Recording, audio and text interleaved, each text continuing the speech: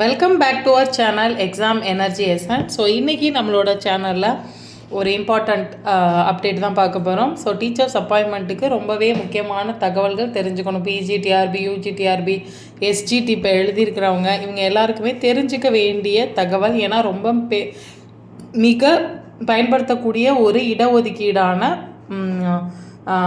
அதாவது priority for studying in Tamil medium PSTM அப்படிங்கிறதுல ஒரு முக்கியமான தீர்ப்பு வந்திருக்கு. அதை பின்பற்றி ஜிஓ 15/4/2024 அன்றைக்கி போட்டிருக்காங்க. அதை பற்றின டீட்டெயில்டு வீடியோ தான் இந்த வீடியோக்குள்ளே பார்க்க போகிறோம். நம்ம வீடியோக்குள்ளே போகிறதுக்கு முன்னாடி நம்ம சேனலுக்கு நீங்கள் புதுசாக இருந்தால் எக்ஸாம் எனர்ஜி எசன்ஸை இது வரைக்கும் சப்ஸ்கிரைப் பண்ணிக்கலாம் அப்படின்னா சப்ஸ்கிரைப் பண்ணிக்கோங்க. அண்ட் நோட்டிஃபிகேஷன் பெல் ஐக்கானை கிளிக் பண்ணிக்கோங்க. எக்ஸாம் எனர்ஜி எசன்ஸ் இன்ஸ்டாகிராம் பேஜை ஃபாலோ பண்ணிக்கோங்க. உங்களுக்கு தேவையான மோட்டிவேஷ்னல் வீடியோஸ் அதில் கிடைக்கும். ஸோ இன்றைக்கி வீடியோ எதை பற்றினதுன்றது நமக்கு தெரியும்.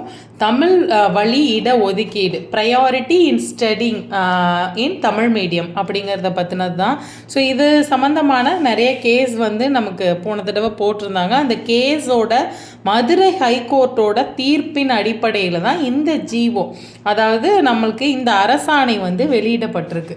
இந்த அரசாணையை பார்த்தீங்க அப்படின்னா உங்களுக்கு ஃபஸ்ட்டு பொதுப்பணிகள், அதாவது எந்தெந்த பணிகள் நம்மளோட இதுக்கு வருது. தமிழ்நாடு பொது பணிகள் 2010 தமிழ் வழியில் கல்வி பயின்றவர்களை அரசின் கீழ் வரும் பணிகளில் முன்னுரிமையின் அடிப்படையில் பணி நியமனம் செய்தல் சட்டம், அந்த சட்டம் வெளியிடப்பட்டது 2010. அதன் கீழே தீர்ப்பினை செயல்படுத்தும் பொருட்டு வெளியிடப்பட்ட வழிகாட்டு நெறிமுறைகள் திருத்தங்கள், அதில் இருக்கிற திருத்தங்கள் கொடுக்குறோம் அப்படின்றாங்க. என்றைக்கு ரிலீஸ் ஆகிருக்கு அப்படின்னா 15/4/2025. ஸோ ஃபஸ்ட்டு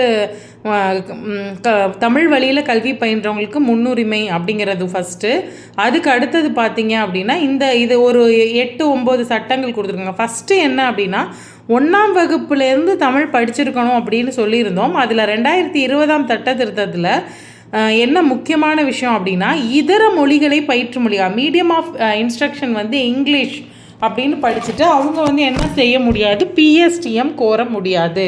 ஸோ பிஎஸ்டிஎம் எடுக்க முடியாது அப்படின்னு சொல்லியிருக்காங்க. ஃபஸ்ட்டு நேரடி நியமன முறைக்கான வரையறுக்கப்பட்ட ஸோ 1 to 8, 1 to 12 வரைக்கும் எந்த பணி வரைக்கும் வேலைக்கு தேவையோ அது வரைக்குமே என்ன பண்ணியிருக்கணும், தமிழ் வழியில் படிச்சிருக்கணும் அப்படிங்கிறாங்க.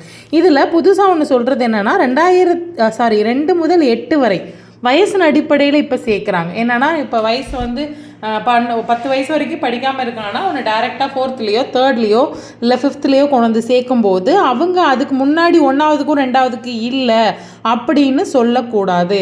அந்த 1ஆவது 2ஆவதுக்கு இல்லைங்கிறதுனால அவங்களுக்கு பிஎஸ்டிஎம் கிடையாது அப்படிங்கிறத சொல்லக்கூடாது அப்படிங்கிறாங்க. ஸோ கல்வி தகுதி, மாற்றுச் சான்றிதழ் இதன் மூலம் இது எதில் மட்டும் ரெக்ரூட்டிங் ஏஜென்சிக்கு வெறும் இதில் மட்டும் இல்லாமல் தமிழ் மொழியில் தான் படிச்சிருக்காங்க அப்படிங்கிறதுக்கு தனியான ஒரு சான்றிதழ் கொடுக்கணும் அப்படிங்கிறதையும் சொல்லியிருக்காங்க. இப்போ தொடக்க நடுநிலை தமிழ் வழி 1 to 12 இருந்தால் அந்த தொடக்க நடுநிலை மேல்நிலை பள்ளிகளோட தலைமை ஆசிரியர்கள் கொடுக்கணும். தனித்தனியாக வாங்கணும். நீங்கள் 1 to 5 ஒரு ஸ்கூலில் படிச்சிருந்தீங்க அப்படின்னா அது தனியாக வாங்கணும். அதுக்கடுத்து எந்தெந்த இதில் தனித்தனியாக படிச்சிருக்கீங்களோ அது up to the education qualification required for the appointment அப்படின்னு எடுத்துக்கலாம். ஸோ இதில் கொடுத்துருக்காங்க. ஸோ தமிழ் வழியில் பயின்றதற்கான சான்றிதழ் கீழே பாருங்கள், முதல்வர், தலைமை ஆசிரியர், மாவட்ட கல்வி அலுவலர், முதன்மை கல்வி அலுவலர் அப்படின்னு கொடுத்துருக்காங்க. ஸோ இதில் என்னென்னா இது ஸ்கூல் எஜுகேஷனில் படித்தது 1 to 12 வரைக்கும் படித்தது. அடுத்து பார்த்திங்கன்னா முதல்வர், பதிவாளர், ரெஜிஸ்ட்ரேஷன் இதில் இணைப்பு 1, 2 ரெண்டும் உங்களுக்கு எதை பற்றி கொடுத்துருக்காங்க அப்படின்னா 2வது இணைப்பு கல்லூரியிலையோ யூனிவர்சிட்டியிலையோ நீங்கள் படித்ததுக்கு வாங்கக்கூடியது அப்படின்னு நம்ம எடுத்துக்கலாம். இப்போ இந்த பழைய பிஎஸ்டிஎம் ஃபார்மேட்டா புது ஃபார்மேட்டா அப்படிங்கிறதுல நமக்கு இது தான். இந்த பிரிண்ட் அவுட்டை நம்ம எடுத்து வச்சுக்கிட்டு எத்தனை வேணுமோ 1 to 5 இருந்தால் இத்தனை, எந்த தனித்தனியாக படிச்சிருந்தீங்க இல்லை ஒரே 1 to 10th வரைக்கும் ஒரே ஸ்கூலு, 6 to 10th வரைக்கும் ஒரே ஸ்கூல்னால் அதே மாதிரி வாங்கிக்க வேண்டியதான் நம்ம. அதுதான் அவங்க சொல்லியிருக்கிறது. ஸோ இதில் முக்கியமான சில விஷயங்கள் நம்ம பார்க்க வேண்டியது இருக்குது. இதில் ஃபுல்லாக படிக்கலை அப்படின்னாலும் ரொம்ப தெரிஞ்சுக்க வேண்டிய ஹைலைட்டான பாயிண்ட்ஸ் அப்படின்றது சிலது இருக்குது.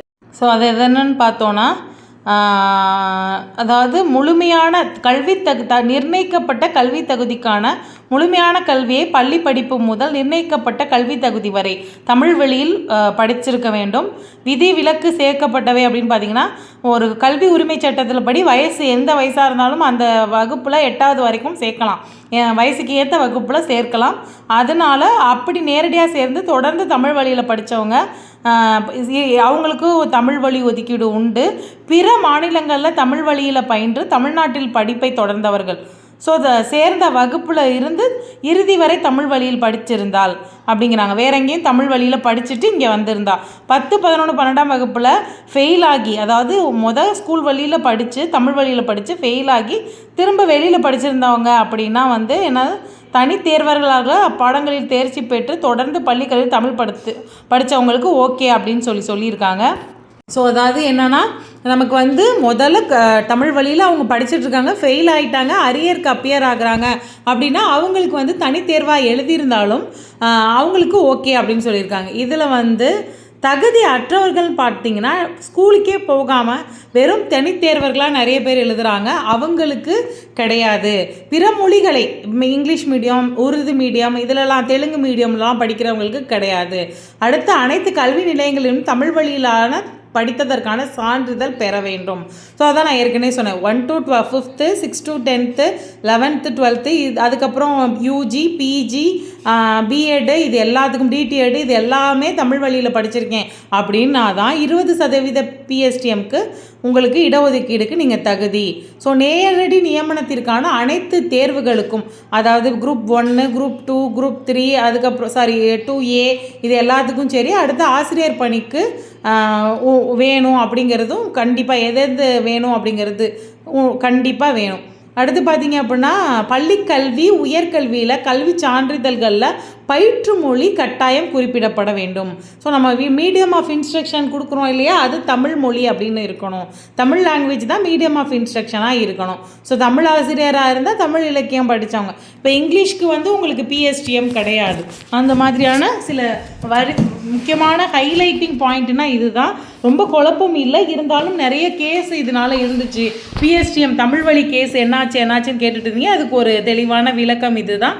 நம்மக்கிட்ட நம்ம ரெகுலராக ப்ளஸ் ஃபஸ்ட் ஸ்டாண்டர்ட்லேருந்து லாஸ்ட்டாக 12th ஸ்டாண்டர்ட் வரைக்கும் படிச்சுட்டு யூஜி பிஜி படிச்சிருக்கவங்களுக்கு எந்தவித பயமும் இல்லை. அந்த பிஎஸ்டிஎம் சர்டிஃபிகேட் மட்டும் நமக்கு புது இணைப்பில் கொடுத்துருக்காங்க. இது வாங்க வேண்டியதில் இதே இணைப்பு தான் நம்ம டிஆர்பி, யூஜி டிஆர்பி, எஸ்ஜிடிக்கு இருந்துச்சு. அதில் வாங்கியிருக்கவங்களுக்கு பயப்பட வேண்டாம், அதே இருந்தாலே போதும். நம்ம நிறைய பேர் அதை பற்றின டவுட்ஸ் கேட்டிருந்தீங்க. இன்னும் ஏதாவது டவுட்ஸ் இருந்தால், கிளாரிஃபிகேஷன் இருந்தால் வீடியோக்கு கீழே கமெண்ட் பண்ணுங்கள். தேங்க்யூ ஃபார் வாட்சிங் திஸ் வீடியோ. இந்த யூஜி டிஆர்பி செலெக்ஷன் லிஸ்ட்டில் சேஞ்சஸ் இருக்க வாய்ப்பு இல்லை.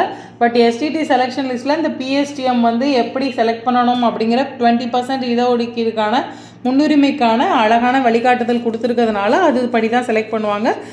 அதை நீங்கள் ஃபாலோ பண்ணிக்கோங்க. தேங்க்யூ ஃபார் வாட்சிங்.